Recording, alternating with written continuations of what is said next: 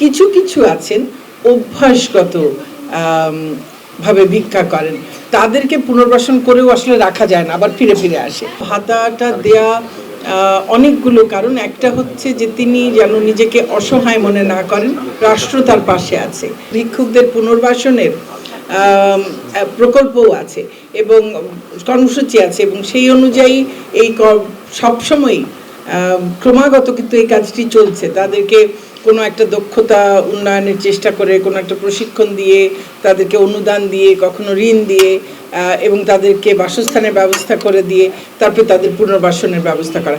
কিছু কিছু আছেন অভ্যাসগত ভাবে ভিক্ষা করেন, তাদেরকে পুনর্বাসন করেও আসলে রাখা যায় না, আবার ফিরে ফিরে আসে।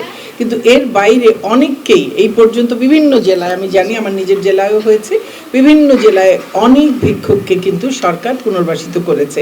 আর যেটা বললেন যে হঠাৎ করে চোখে মনে হচ্ছে যে বেশি পড়ছে, এই সবেই তো আমাদের রোজার মাসটা গেল। আমাদের আবার কিছু সিজনাল ভিক্ষুক আছে, কারণ রোজার মাসটা সবাই একটুখানি দান করেন, তো সেই সময়টাতে শহরে নানান জায়গায় ভিক্ষুকের সংখ্যা একটু বৃদ্ধি পায়, যারা হয়তো আবার ঈদের পরেই চলে যান। তো সেটা হয়তো হঠাৎ চোখে পড়ছে, কিংবা এই মুহূর্তে যেহেতু একটু আর্থিক একটা টালমাটাল সারা বিশ্ব আর্থিক অবস্থায়, তো আমাদেরও এখানে যারা একেবারে স্বল্প আয়ের মানুষ, তাদেরও কোথাও কোথাও একটু সমস্যা হচ্ছেই।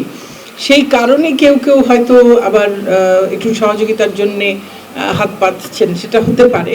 তবে সরকার যেভাবে বিপুল সংখ্যক পরিবারকে নানান রকমের সহযোগিতা দিয়ে পাশে দাঁড়াচ্ছেন, আমার মনে হয় না যে খুব বেশি আপনি এইখানে দেখবেন যে আমরা খুব খারাপ দিকে যাচ্ছি, আমার সেটা মনে হয় না। কিন্তু আমরা সবসময় এই কর্মসূচিগুলো চালু রেখেছি।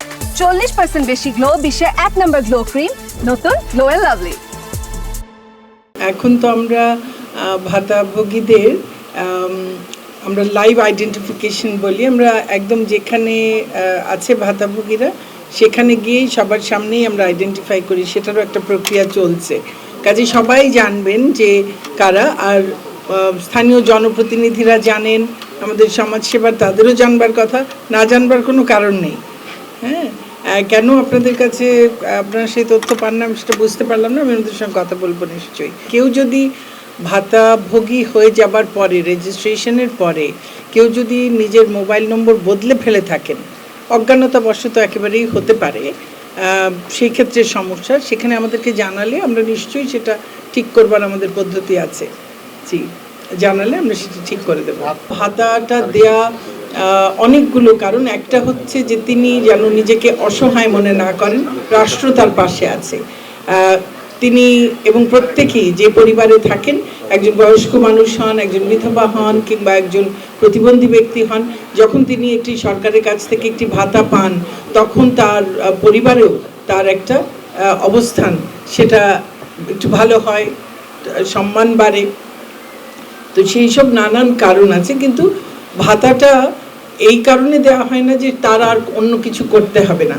আমাদের কিন্তু ইচ্ছা যে তিনিও কোনো একটা কাজ করবেন, তার জীবিকা নির্বাহের জন্য তিনি একটা কোনো কাজ করবেন, তার পাশাপাশি এই সহযোগিতাটা থাকবে।